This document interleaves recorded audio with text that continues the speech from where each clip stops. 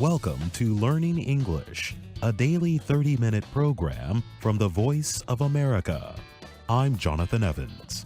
And I'm Ashley Thompson. This program is aimed at English learners, so we speak a little slower and we use words and phrases especially written for people learning English. Today on the program, you will hear from Brian Lynn and Alice Bryant. Later, Steve Ember will present our American history series, The Making of a Nation. But first, here is Brian Lynn. Ukraine is asking the North Atlantic Treaty Organization, or NATO, for help after Russia seized 3 Ukrainian naval ships and their crews. Ukrainian President Petro Poroshenko urged NATO countries to send naval ships to the Sea of Azov. His comments were reported in the German newspaper Bild. Poroshenko said Ukraine's NATO allies were needed to provide security after Russian forces seized the ships and their crews on Sunday. He told the newspaper the seizures showed that Russian President Vladimir Putin wants nothing less than to occupy the sea. The Ukrainian government has said Russia is blocking shipping activity to and from Ukrainian ports near the Sea of Azov and the Kerch Strait. The Kerch Strait connects the Sea of Azov with the Black Sea. Russia denies it is restricting shipping in the area. It has said the Ukrainians were violating Russian waters and that Ukraine did not inform Russian officials of its naval movements. Ukraine denies this. Poroshenko said sending NATO ships would send a clear message to Putin.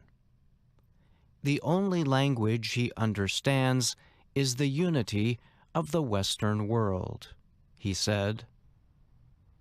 Earlier this week, NATO released a statement condemning Russia's use of military force against Ukraine.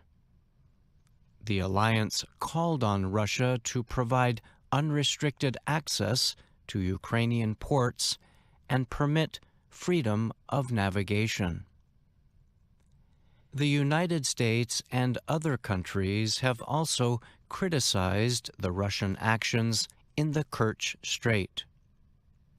On Thursday, U.S. President Donald Trump announced that he was canceling planned talks with Putin over the issue. The two leaders were to meet at the G20 summit in Argentina this weekend. On Twitter, Trump said that his decision was based on the fact that the ships and sailors have not been returned to Ukraine from Russia. He added that he looks forward to a future meeting with Putin as soon as this situation is resolved. German Chancellor Angela Merkel said she does plan to meet with Putin at the G20 meetings. She said she will urge him to order the release of the Ukrainians and their ships. I'm Brian Lynn.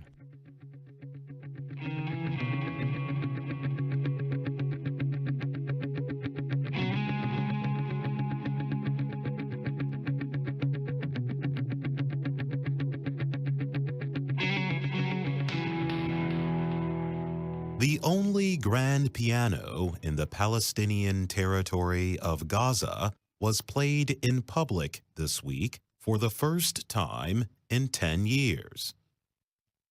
Palestinian and Japanese musicians played the piano for 300 people at a November 25th performance at the Palestine Red Crescent Society.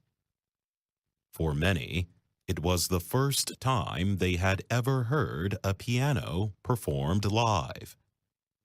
One Japanese pianist, Kaoru Imahigashi, said, "Playing this piano is feeling like playing history. It's amazing. I felt the prayer of peace for many people." The Japanese government donated the piano about 20 years ago, following temporary peace agreements between Israel and the Palestinians. The piano was placed in a large theater at the Al-Naras resort in northern Gaza. A culture ministry official explained that music events were a regular activity there before conflicts between Palestinians and Israelis began again in 2000.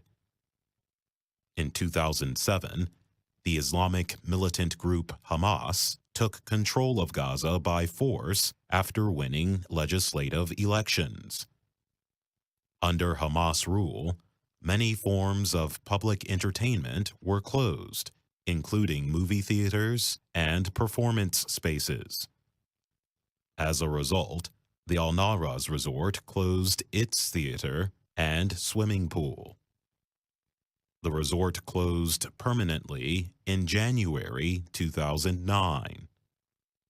The piano sat unused until 2014. An Israeli airstrike that year destroyed the Al-Naras theater. The piano was found undamaged but unplayable. The Belgian nonprofit group Music Fund supports music education in the Palestinian areas. In 2015, the group sent a French expert to Gaza to repair the piano. Another expert traveled there in October to make final repairs on the instrument. On the night of the performance, all 300 seats of the theater at the Palestine Red Crescent Society were filled.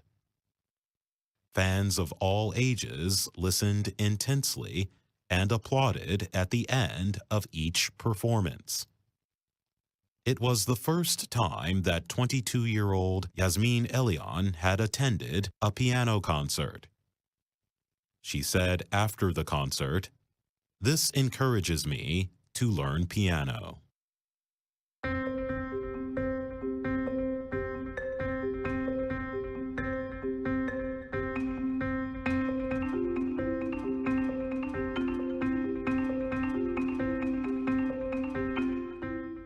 It was beautiful in Washington, D.C. this morning.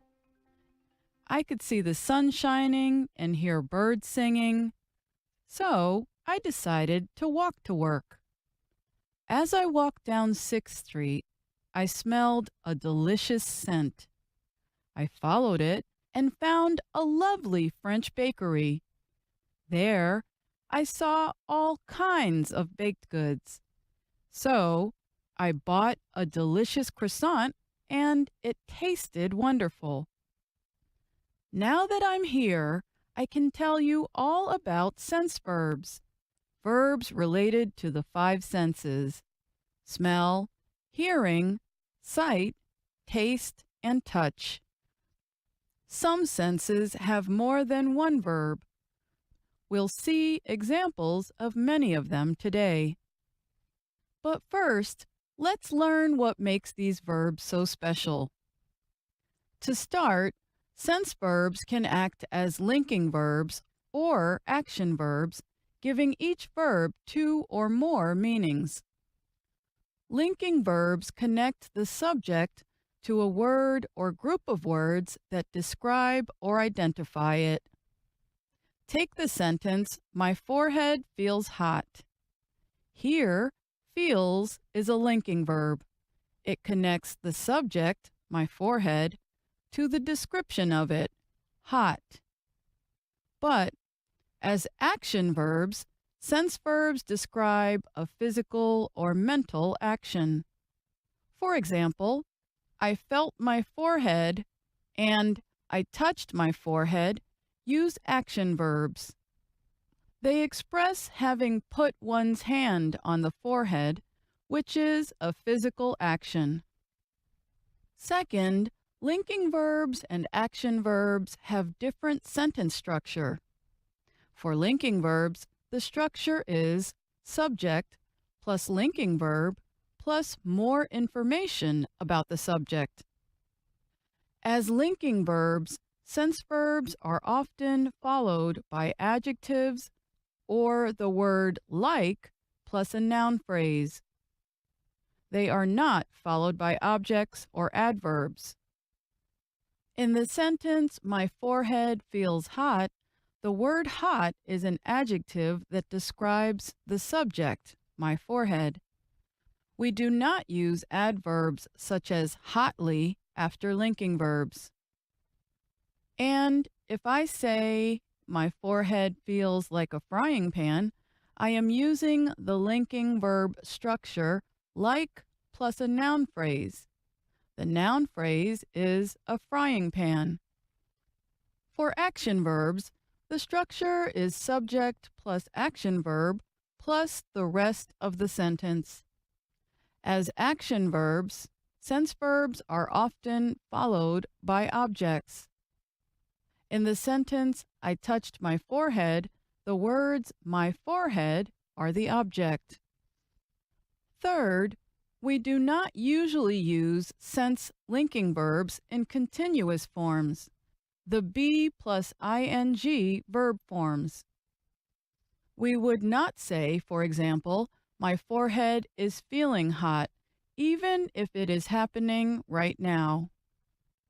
But as action verbs, we sometimes do use sense verbs in the continuous form.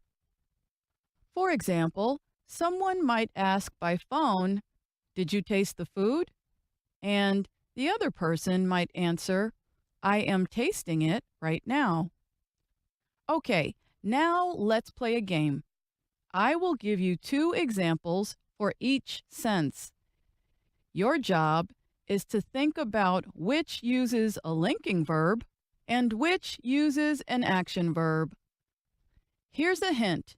If you can replace the verb with is and the sentence still makes sense, it is probably a linking verb. For example, if I replace feel with is, the sentence my forehead is hot still makes sense. We will start with the sense of touch. One example is about physical touch. The other is a description of a physical state. Feel my skin. It's so dry. Your skin does feel dry. Here, use my lotion. Now let's try the verb smell. One meaning is about using the nose to physically take in a smell. The other is about noticing the smell of something. She leaned over and smelled the food. Your food smells delicious. Can I have some? Next is the verb taste. One meaning is to take a small amount of food into the mouth to learn its flavor. The other describes the flavor of something. Can you taste the fish? I added more lemon. I just tried it. It tastes like a big lemon. For the sense of sight, we can use the verb see or look, depending on what we want to say. It's really dark in here. I can't see anything. I just found the lights. Wow, you look frightened. And finally, we move to the sense of hearing. We can use the verb hear or sound depending on what we want to say. Now for examples. I hear singing outside my window. I wonder who it is. Your voice sounds lovely. Where'd you learn to sing? Well, we hope you liked what you heard. See you next week. I'm Alice Bryant.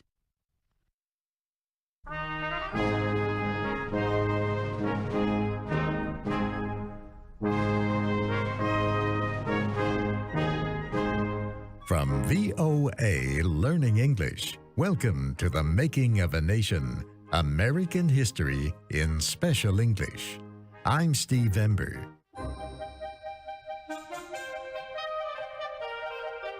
In May of 1787, a group of America's early leaders met in Philadelphia, Pennsylvania.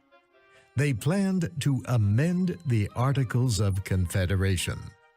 That document established a loose union of the 13 states. Instead, the leaders wrote a completely new constitution. It created America's system of government and recognized the rights of its citizens.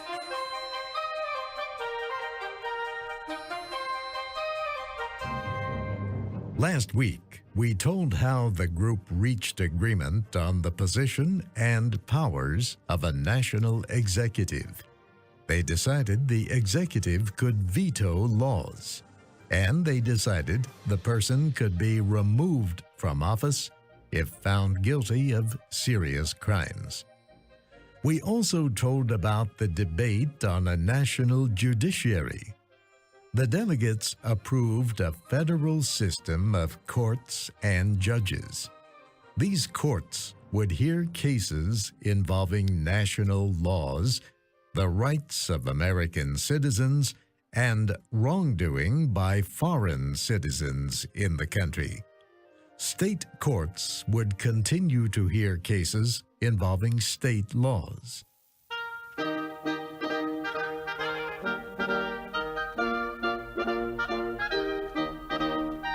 Next, the delegates began to discuss competing proposals for a national legislature. This would be the most hotly debated issue of the convention. It forced the question of equal representation. Would small states and large states have an equal voice in the central government? The convention had already agreed that the national legislature would have 2 houses. It had not agreed, however, on the number of representatives each state would have in each house.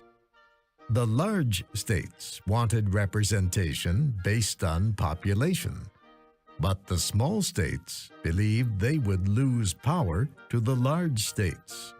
They wanted representation to be the same for all states, no matter what the size. One day, Gunning Bedford of Delaware, one of the smallest states, looked straight at the delegates from the largest states. "Gentlemen," he shouted, "I do not trust you. If you try to crush the small states, you will destroy the Confederation. And if you do, the small states will find some foreign ally of more honor and good faith who will take them by the hand and give them justice."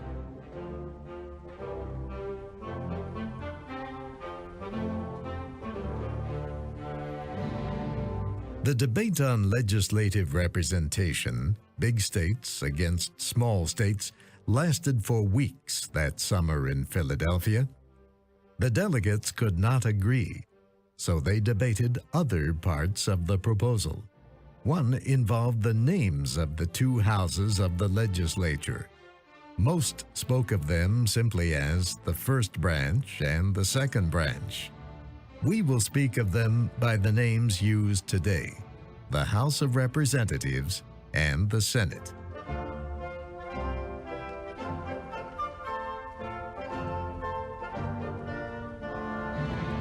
Next came the question, who could be elected to the House and Senate? Delegates did not take long to decide. Members of the House, they agreed, must be at least 25 years old.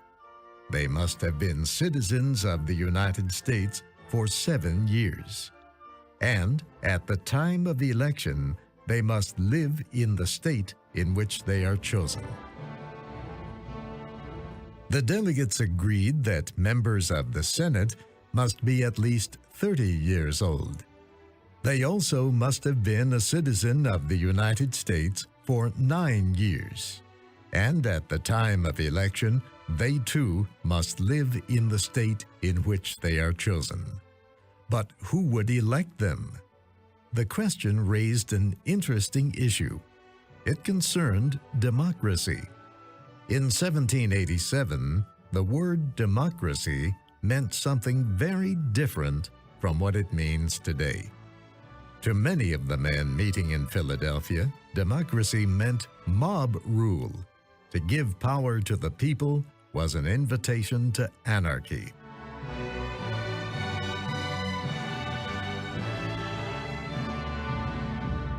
Still, George Mason of Virginia argued for popular elections. The people will be represented, Mason said, so they should choose their representatives. James Wilson of Pennsylvania agreed. He stated firmly that the people must elect at least one branch of the national legislature. That, he said, was a basic condition for free government. The majority of the convention agreed with Mason. The delegates decided that members of the House of Representatives should be elected directly by the people. Akil Reed Amar is a professor at Yale Law School in Connecticut. He says the delegates' decision to let people elect their representatives helped change the meaning of the word democracy. The success of the American constitutional project has proved to the rest of the world that democracy can work, government of, by, and for the people can survive and flourish, and this has been a model for the rest of the world. However, most delegates agreed that the state legislatures would choose the representatives to the second legislative branch, the Senate. It remained that way for more than 100 years. In 1913, the states approved the 17th Amendment to the Constitution. This amendment legalized the direct election of senators by the people. How long would lawmakers serve? Roger Sherman of Connecticut thought representatives to the House should be elected every year. Elbridge Gerry of Massachusetts agreed. He thought a longer term would lead to a dictatorship. James Madison of Virginia protested. It will take almost 1 year, he said, just for lawmakers to travel to and from the seat of government. Madison proposed a 3-year term, but the delegates finally agreed on 2 years. There were many ideas about the term for senators. A few delegates thought they should be elected for life. In the end, the convention agreed on a Senate term of 6 years. Next came a debate about the pay for elected officials. How much should they get? Or should they be paid at all? Some delegates thought the states should pay their representatives to the national legislature. Others said the national legislature should decide its own pay and take it from the national treasury. That idea, James Madison argued, was shameful. He thought the amount should be set by the Constitution. Again, Madison lost the argument. The Constitution states only that lawmakers will be paid for their services and that the money will come from the national treasury. Finally, the time came for the convention to face the issue of representation in the House and Senate. The large states still wanted representation based on population, and the small states still wanted equal representation. The delegates had voted on the issue several times since the convention began, but both sides stood firm. Yet they knew they could not continue to vote forever, day after day, so the delegates did what large groups often do when they cannot reach agreement. They voted to create a committee. This Grand Committee would try to develop a compromise. The rest of the delegates would enjoy themselves during the July 4th holiday marking American independence. July 4th, Independence Day. It marked the 11th anniversary of America's Declaration of Independence from British rule. The celebration was especially important in Philadelphia. It was the city where the Declaration of Independence was signed. Now it was the city where a new nation was being created. Convention President George Washington led a group of delegates to a ceremony at a Philadelphia church. They heard a speech written especially for them. "Your country looks to you with both worry and hope," the speaker said. "Your country depends on your decisions. Your country believes that men such as you, who led us in our war for independence, will know how to plan a government that will be good for all Americans. Surely we have the ability to design a government that will protect the liberties we have won."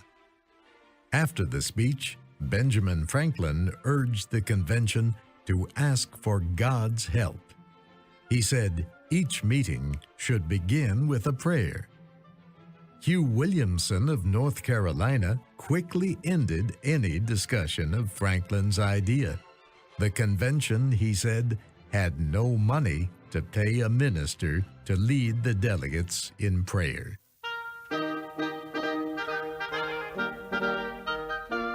On July 5th, the Grand Committee presented a two-part compromise. It provided something for large states and something for small states. It called for representation based on population in the House and for equal representation in the Senate. The committee said both parts of the compromise must be accepted or both rejected. Delegates debated the compromise for many days. They knew if they did not reach agreement, the convention would fail. Those were dark days in Philadelphia. Later, Luther Martin of Maryland noted that the newspapers reported on how much the delegates agreed. But that was not the truth. "We were on the edge of breaking up," Martin said. "We were held together only by the strength of a hair." Delegates Robert Yates and John Lansing of New York had left the convention in protest. But George Mason of Virginia declared he would bury his bones in Philadelphia before he would leave without an agreement. Even General George Washington was depressed. He wrote to Alexander Hamilton, who had returned to New York temporarily. "I am sorry you went away," Washington said. "Our discussions are now, if possible, worse than ever. There is little agreement on which a good government can be formed. I have lost almost all hope of seeing a successful end to the convention, and so I regret that I agreed to take part." On July 16th, the convention voted on the issue for the last time. It accepted what is called the Great Compromise. But even this agreement raised another problem. If representation was based on population, who would you count? Would you count just free people, or would you count Negro slaves too? And that's our program for today. Listen again tomorrow to learn English through stories from around the world. I'm Jonathan Evans. And I'm Ashley Thompson.